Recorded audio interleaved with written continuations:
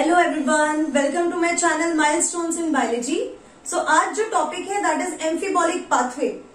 अभी तक जो हमने पढ़ा है वो है ग्लाइकोलाइटिक साइकिल, क्रेब्स साइकिल पढ़ा है एंड हमने पायरुवेट ऑक्सीडेशन पढ़ा है। Now this is amphibolic pathway. जो क्रेब्स साइकिल है, जो ग्लाइकोलाइटिक साइकिल है, मतलब जो हम एरोबिक रेस्पिरेशन कहते हैं, ट्रेडिशनली इसको एक कैटाबॉलिक प्रोसेस बोला जाता है। कैटाबॉलिक प्रोसेस मतलब डिग्रेडेशन हो रहा है, that glucose will be converted into और oxidise into carbon dioxide and water. But amphibolic pathway क्यों बोला जा रहा है, सबसे पहले हमें समझना है। Amphibole means it is a Greek word.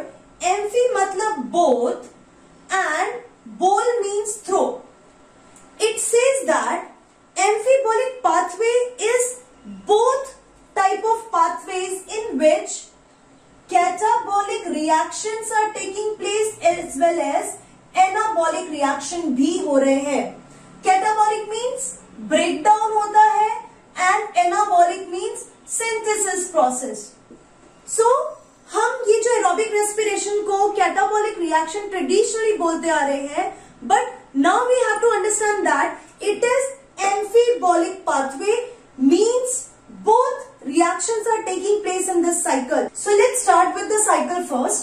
आपको पता है ग्लूकोज है, glucose will convert into glucose 6-phosphate. Glucose 6-phosphate will convert into fructose 6-phosphate. Then fructose will convert into fructose 1,6-bisphosphate.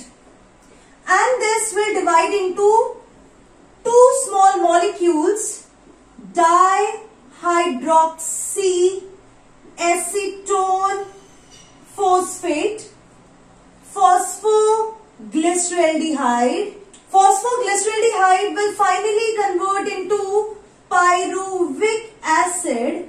Pyruvic acid will convert into acetyl coenzyme A, and that enters into the Krebs cycle, right? This is what happens. अब ये तो मैंने आपको carbohydrate का breakdown बताया। What about when protein goes into this catabolic process or fats moves into this catabolic process? क्योंकि मैंने अपने प्रीवियस वीडियो में आपको बताया कि Krebs साइकिल जो होता है वो यूनिवर्सल पाथवे है।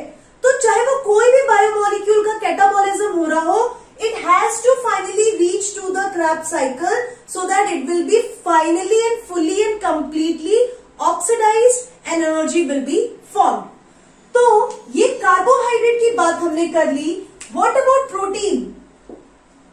प्रोटीन का क्या होता है एंड फैट्स का क्या होता है, वो किस तरीके से इस प्रोसेस में पार्टिसिपेट करते हैं, that we are going to see, क्योंकि ये मेन साइकिल है। तो प्रोटीन इसमें से किस इंटरमीडिएट को ज्वाइन करके Krebs साइकिल तक पहुंचता है, और सेम विद द फैट्स। अब आपको पता है ये जो एरोबिक रेस्पिरेशन में बहुत सारे इंटरमीडिएट्स बनते हैं, और वो इंटरमीडिएट्स जो होते हैं वो प्राइमरी एंड सेकेंडरी मेटाबोलाइट्स बनाने में भी हेल्प करते हैं। So let's start. जो पायरुविक एसिड है that will convert into amino acid with the help of enzyme proteases. So protease की हेल्प से अमीनो एसिड बना। This amino acid will move into Krebs cycle by two ways. It depends कि कौन सा amino acid है। First, it can enter into Krebs cycle by making pyruvic acid, and दूसरा ये acetyl coenzyme ए के through भी Krebs cycle तक पहुंचेगा। So they have to go through a process deamination. So amino acid deamination के बाद pyruvic acid या acetyl coenzyme बना सकता है। इट डिपेंड्स कौन सा अमीनो एसिड का कैटाबॉलिक प्रोसेस हो रहा है। So amino acid will go through deamination and then they will form either pyruvic acid और एसिटाइल को एंजाइम ए, और एक बार एसिटाइल को एंजाइम ए बना, that will enter into Krebs cycle and the energy will be formed. Next बात करते हैं fats की। आपको पता है फैट जो है वो दो मॉलिक्यूल से बने हैं, fatty acid and glycerol. So this glycerol will form dihydroxyacetone phosphate. बच्चे कहां पे गलती करते हैं, इन दोनों का सेम पाथवे रखते हैं बट इनके अलग अलग पाथवे होते हैं एंट्री के क्रैब्स साइकिल तक. So first is glycerol will be broken down to dihydroxyacetone phosphate and then this pathway dihydroxyacetone phosphate से phosphoglyceraldehyde and then this will enter into the Krebs cycle.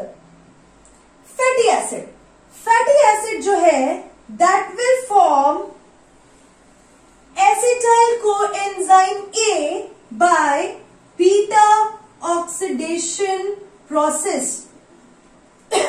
Beta oxidation process से it will form acetyl coenzyme A और acetyl coenzyme A फिर Krebs cycle में enter हो जाता है. So this is amphibolic pathway. Means अगर suppose the cell needs to form fatty acid. So what that cell will do? It will withdraw acetyl coenzyme A from this pathway and it will take it for the formation of fatty acid and later on fats will be formed. Same way, if cell wants to form protein, तो वो pyruvic acid या acetyl coenzyme A को withdraw कर लेंगे from the reaction. From this process and they will form protein by forming amino acids. Amination process से ये उल्टा चल देगा. So you see here कि यहाँ पे कैटाबॉलिक के साथ साथ एनाबॉलिक रिएक्शन भी हो सकते हैं as per the requirement of the cell. तो इसीलिए क्योंकि यहाँ पे दोनों चीज हो रही है, कैटाबॉलिक प्रोसेस भी हो रहा है, एनाबॉलिक प्रोसेस भी हो रहा है. That is why we call this cycle as amphibolic pathway. So this is all about today's video. तो आप लोग को कोई भी कंफ्यूजन है, जो हमें कंफ्यूजन होता है ना कि हम फिर बाकी के न्यूट्रिशन क्यों लेते हैं, क्योंकि कार्बोहाइड्रेट से अल्टीमेटली तो कार्बोहाइड्रेट से ही एनर्जी बन रही है ना. बट नहीं, जो भी आप खाते हैं चाहे प्रोटीन्स हो चाहे फैट्स हो, उन सब से एनर्जी बनती है क्रैब साइकिल के थ्रू.